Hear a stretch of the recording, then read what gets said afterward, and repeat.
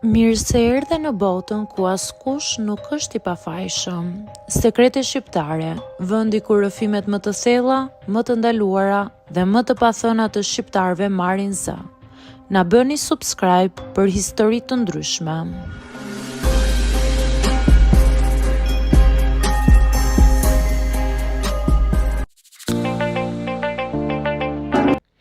Nuk e kam thënë kurrë me zë të lartë këtë histori. Edhe tani, teksa e rikujtoj, më kap një shtrëngim në stomak. Unë quhem Rea, tashmë jam 29 vjeçe dhe gjithmonë kam jetuar me ndjenjën e fajt për atë që kam bërë në moshën 22 vjeçare. Gjithçka filloi nga një turp i kot, një pasiguri që ma ushqeu shoqëria, komentet e të tjerëve dhe ndjenja që duhet të isha e denjë për njeriu që doja. As nuk e dija se sa shumë po e dëmtoja veten, thjesht nga frika se mos më gjykonin. Në atë kohë isha në një lidhje me Arlinin, një djalë që e pëlqeja tmerrsisht shumë. Ai ishte i bukur, i sigurt, i pjekur dhe me eksperiencë. Të gjithë thoshnin që kishte pasur shumë lidhje para meje. Unë nga ana tjetër isha e turpshme, e ndrojtur dhe nuk e kisha jetuar asnjë eksperiencë të thellë sentimentale, jo më pastaj intime. Sa herë fliste për marrëdhëniet e tij të mëparshme, zemra më ngurtësohej. Ndihesha sikur isha shumë prapa, sikur isha një lojtare fillestare që po hynte në një fushë kundër profesionistëve. Një ditë më zuri në gojë fjalinë që më përndjek faktikisht edhe sot e kësaj dite. Më tha, e rëndësishme është të jemi të sinqertë. Nuk më pëlqen kur dikush sillet si i pafajshëm, por në fakt nuk është. Nuk tha asgjë drejt për mua, por unë e mora personalisht. Dhe më shkoi në mendje se ai do të zhgënjehej kur të merrte vesh se unë isha ende pa përvojë. Në vend që ta pranoja, u tmerrova nga ideja e të humburit. Gjithë miqtë e mi flisnin lirshëm për eksperiencat e tyre, sikur ishte diçka që duhet ta kishe provuar me patjetër.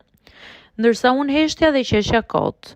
Pastaj nisa të gënjeja, fillimisht pak, pastaj më shumë, derisa gënjeshtra u kthye në ferrin tim.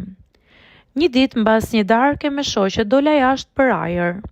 Ndihesha e vogël, e padukshme dhe e pavlerë. Aty takova Stefanin, një burrë rreth të 55-ave, i divorcuar, që punonte në një dyqan aty pranë. Njiheshim me sy sepse pinim kafe në të njëjtën zonë. Ai ishte gjithmonë i sjellshëm, një gjë që unë e vlerësoja. Nuk e di pse i tregova kaq shumë. Ndoshta më dukej më i huaj se kushdo. Ose ndoshta sepse më pa ashtu siç isha dhe nuk më gjykoi. I thash çdo gjë, frikën time, pasigurinë, marrëzinë time për të mos u dukur e papërvojë. Ai më dëgjoi i heshtur, pastaj tha: "Rea, mos e bëj këtë për askënd. Kush të do siç je." Do doja ta kisha dëgjuar atë fjali, por frika ime fliste më fort se çdo këshill. Në javët që pasuan, unë nisa të takoja më shpesh Stefanin si një njeri që më jepte paqe. Jo si mashkull, as si mundësi, thjesht si dikush që nuk më bënte të ndihesha e vogël. Por një nga ato ditë të turbullta, unë mora vendimin më të keq të jetës. Vendimin që sot nuk do ta merrja më kurrë. I thash Stefanit atë që doja të bëja, edhe arsyen pse. Ai u trondit, më tha disa herë se po e çoja veten dëm, por unë nuk u ndala. Isha aq e friksuar nga humbja e Arlinit sa nuk mendova për veten time. Stefani nuk ishte një burr i keq. Ishte thjesht një njeri që gjeti përballë një vajzë të humbur, të çoroditur, të ngarkuar me pasiguri që nuk i meritonte. Pas asaj dite më zuri një boshllëk i ftohtë, i pajet, një lloj turpi që ngjitet në lëkurë dhe nuk të ndahet më. Isha bindur se do të ndihesha më e sigurt, më e rritur, por ndjeva të kundërtën, ndjeva një humbje, pendes dhe një dhimbje që nuk dija ku ta çoja. Kur e takova me Arlinin pas disa ditësh, ai më pa në sy dhe më tha: "Mua më pëlqen që je pikërisht kështu. Nuk dua të kesh qenë me askënd para meje." Sikur dikush të më kishte goditur në gjoks, sikur e gjithë bota të më ishte rrëzuar mbi kokë. U ndava prej tij pak javë më vonë, jo sepse më detyroi, por sepse nuk doja ta mbaja gënjeshtrën mbi vete. Ai kurrë nuk e mori vesh të vërtetën, por unë e mora vesh dhe kaq mjaftonte.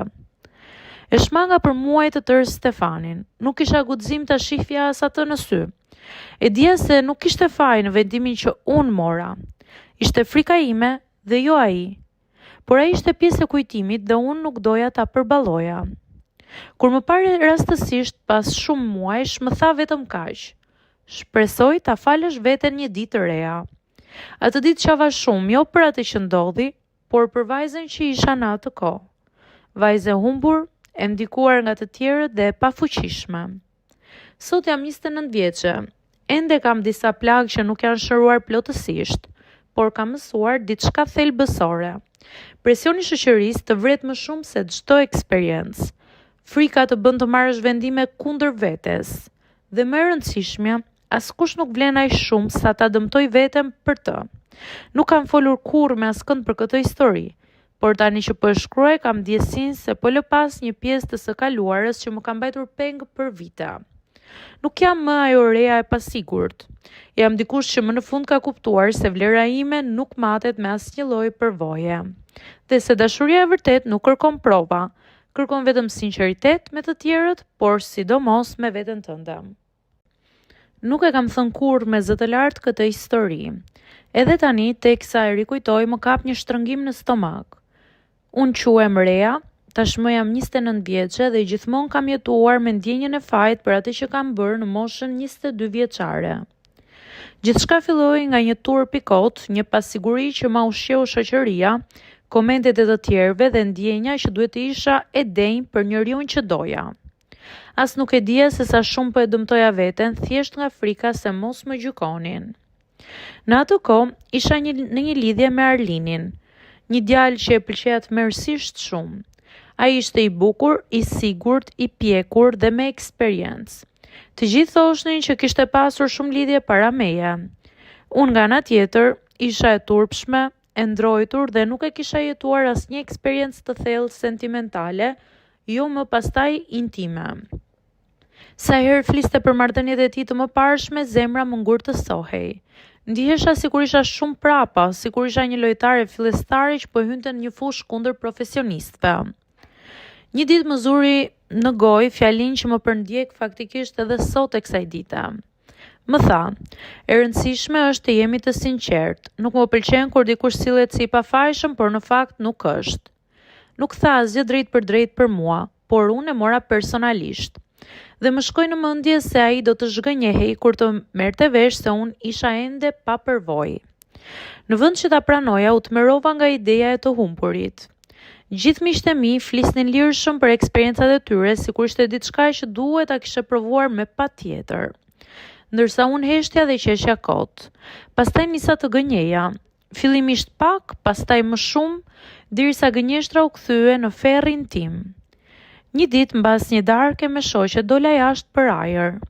Ndjesha e vogël, e padukshme dhe e pavlerë. Aty takova Stefanin, një burrë rreth të